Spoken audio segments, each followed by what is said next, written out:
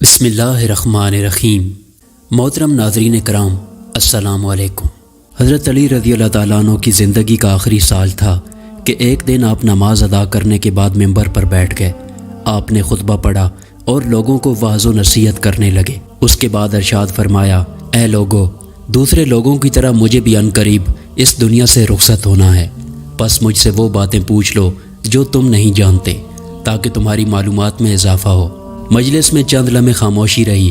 اس کے بعد ایک کوفی شخص اپنی جگہ سے اٹھا اور کہنے لگا، اے علی، اب جب کہ آپ ہر چیز جانتے ہو تو مجھے بتاؤ کہ میری داڑھی میں کتنے بال ہیں۔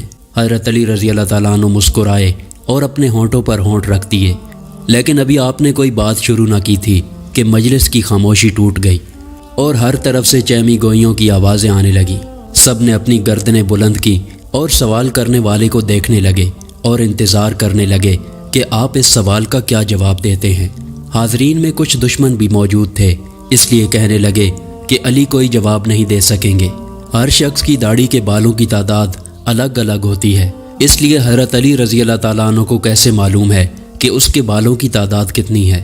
اسی طرح حضرت علی رضی اللہ تعالیٰ عنہ کے نادان دوست کہنے لگے کہ حضرت علی اس کی داڑھی کے بالوں کی تعداد بتا دیں گے، اور دانا دوست کہنے لگے کہ جو کچھ بھی ہو، علی کا جواب درست اور مناسب ہوگا۔ جس شخص نے سوال کیا تھا اپنی جگہ پر کھڑا تھا اور سوچ رہا تھا کہ معلوم نہیں علی کو میرے سوال کا جواب معلوم ہے یا نہیں۔ اگر اس نے کہہ دیا کہ 3000 تو کیسے معلوم ہوگا کہ یہ جواب درست ہے یا نہیں؟ اسی طرح مجبوراً علی کا جواب قبول کرنا ہوگا، لیکن اس بات کی دلیل بھی دریافت کروں گا۔ اگر علی نے مزاح کرتے ہوئے جواب دیا کہ تمہاری داڑھی کے بالوں کی تعداد تمہارے سر کے بالوں سے نصف ہے، تو اس وقت پوچھوں گا کہ میرے سر کے بالوں کی تعداد کتنی ہے؟ شاید یہ کہہ دے کہ تمہاری داڑھی کے بالوں سے دگنی، پھر اس وقت اعتراض کروں گا کہ یہ تو مذاق ہے، میں تو درست جواب چاہتا ہوں۔ چند لمحوں کے بعد حضرت علی رضی اللہ تعالیٰ عنہ نے حاضرین سے پوچھا، اے بھائیو، اس سوال کا درست جواب کون جانتا ہے؟ لیکن حاضرین میں سے کوئی شخص جواب دینے کے لیے تیار نہ ہوا اور مجلس میں چند لمحے خاموشی رہی۔ اس کے بعد پھر سرگوشیاں شروع ہو گئیں۔ دشمنوں نے دوستوں سے کہا کہ تم نے دیکھ لیا کہ علی کے پاس کوئی جواب نہیں ہے۔ نادان دوست کہنے لگے، کیوں نہیں، علی کو سب کی داڑھی، سر، بلکہ بدن کے بالوں کی تعداد بھی معلوم ہے۔ ابھی صبر کرو، سب کچھ معلوم ہو جائے گا۔ دانا دوست کہہ رہے تھے کہ جلدی نہ کرو، علی چاہتا ہے کہ ہمیں بھی سوچنے کا وقت دے تاکہ تمہارے جواب کی طرف متوجہ ہو۔ لیکن کسی نے کوئی جواب نہ دیا۔ حضرت علی رضی اللہ تعالیٰ عنہ کی خدمت میں ایک آزاد کردہ غلام کمبر نامی شخص رہتا تھا، جو علی کے مکتب کا تربیت یافتہ آپ کا خدمتگار اور جانثار تھا۔ سب لوگ کمبر کو پہچانتے تھے۔ جب بھی حضرت علی رضی اللہ تعالیٰ عنہ مسجد سے نکلتے تو کمبر آپ کے ساتھ رہتا۔ اس موقع پر بھی کمبر دروازے پر نہایت خاموشی سے کھڑا تھا اور گفت و شنید سن رہا تھا۔ جب مجلس سے کوئی شخص جواب دینے کے لیے نہ اٹھا تو حضرت علی نے کمبر کو آواز دی اور کہا کہ آؤ اور اس شخص کو جواب دو۔ لوگ اسی طرح چہمی گوئیاں کر رہے تھے۔ دشمن کہہ رہے تھے کہ علی کے پاس کوئی جواب نہیں ہے اور پہلو تہی سے کام لے رہا ہے۔ ابھی تھوڑی دیر میں کمبر اپنی تلوار کی زبان سے اس شخص کو دندان شکن جواب دے گا۔ نادان دوست کہہ رہے تھے کہ علی چاہتا ہے کہ اس شخص کو سمجھائے کہ کمبر بھی تمہاری داڑھی کے بالوں کی تعداد جانتا ہے، اس لیے میرے لیے اس کا جواب دینا ضروری نہیں۔ دانا دوست کہہ رہے تھے کہ اس شخص کا سوال اتنا اہم نہیں ہے کہ خود علی اس کا جواب دیں، حالانکہ کمبر بھی اسے جانتا ہے۔ اسی طرح ہر شخص کچھ نہ کچھ کہہ رہا تھا۔ کمبر نے سوال کرنے والے سے کہا، اے مرد، اگر تو لوگوں کا بدخواہ نہیں ہے اور سچا ہے تو اس بات کی تصدیق کر کہ اس سوال سے تمہارا مقصد کیا ہے۔ ایسا معلوم ہوتا ہے تمہارا مقصد اپنے علم میں اضافہ نہیں ہے، بلکہ تجھے تمہاری غفلت اور بدبختی نے اس بات پر آمادہ کیا ہے کہ مسلمانوں کے پیشوا سے عجیب و غریب سوالات پوچھو، یا پھر چاہتے ہو کہ اپنے آپ کو نازک مزاج اور زیرک ثابت کرو اور حیرت انگیز سوالات سے جاہلوں کی توجہ اپنی طرف دلانا چاہتے ہو، یا شاید سمجھتے ہو کہ تم نے کوئی اہم اور مشکل مسئلہ دریافت کیا ہے جس کا کوئی جواب نہیں ہے۔ لیکن یاد رکھو، علی کو وہ تمام باتیں معلوم ہیں جس میں تمہاری بھلائی ہے۔ میں تمہیں جواب دے سکتا ہوں، لیکن اس سے قبل کہ تمہارے سوال کا جواب دوں، تمہیں معلوم ہونا چاہیے کہ تمہاری داڑھی کے ہر بال میں ایک شیطان چھپا بیٹھا ہے جو تمہارے دل میں وسوسے ڈالتا ہے اور تمہیں راہ راست سے دور کر رہا ہے۔ ہم ہر روز 5 نمازوں میں کئی مرتبہ اللہ تعالیٰ سے دعا مانگتے ہیں کہ اللہ ہمیں سیدھے اور نیکوکاروں کے راستے پر رہنمائی کرے اور ہمیں گمراہوں کے راستے سے روکے، لیکن تمہارا سوال اس قسم کا نہیں ہے کہ گمراہی سے بچے رہو۔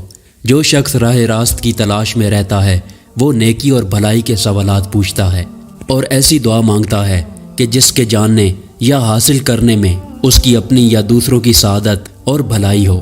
یہ تو محض شیطان کا وسوسہ ہی ہوتا ہے جو انسان کو ایسی چیزوں کے پوچھنے اور جاننے پر آمادہ کرتا ہے جس میں کوئی فائدہ نہیں ہوتا۔ میں تمہارا جواب دے سکتا ہوں، لیکن یاد رکھو انسان کی عمر چھوٹی ہے، اور جو لوگ اپنا وقت، عمر اور سوچ بیہودہ باتوں میں ضائع کر دیتے ہیں تو انہیں مفید باتوں کے سیکھنے کا موقع نہیں ملتا۔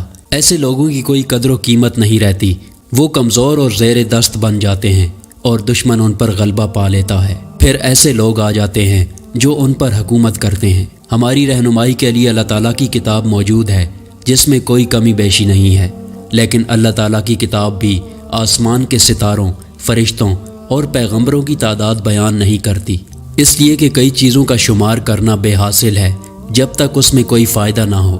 جو شخص بیمار کی نبض کی گنتی کرتا ہے طبیب کہلاتا ہے۔ ایسا شخص بیماری کا سبب دریافت کرتا ہے، لیکن دین کے پیشوا انسانی روح کے طبیب ہوتے ہیں۔ ہمارے پیغمبر بھی اسی لیے تشریف لائے کہ لوگوں کی راہ راست پر رہنمائی کریں، اس لیے تشریف نہیں لائے کہ سالن میں پکی ہوئی دال کے دانوں کو شمار کیا جائے یا اپنی اور دوسروں کی داڑھی کے بال گنے جائیں۔ سوال کرنے والا ابھی تک نہایت بے صبر تھا، اس لیے کہنے لگا، اے کمبر، تو نے واعظ اور نصیحت تو کر دیے ہیں لیکن میرے سوال کا جواب نہ دیا۔ کمبر نے کہا کہ میں اس کام میں مشغول ہوں، لیکن میں چاہتا ہوں کہ موضوع زیر بحث زیادہ روشن ہو سکے، اس لیے مجھے بتاؤ کہ تمہارا پیشہ کیا ہے۔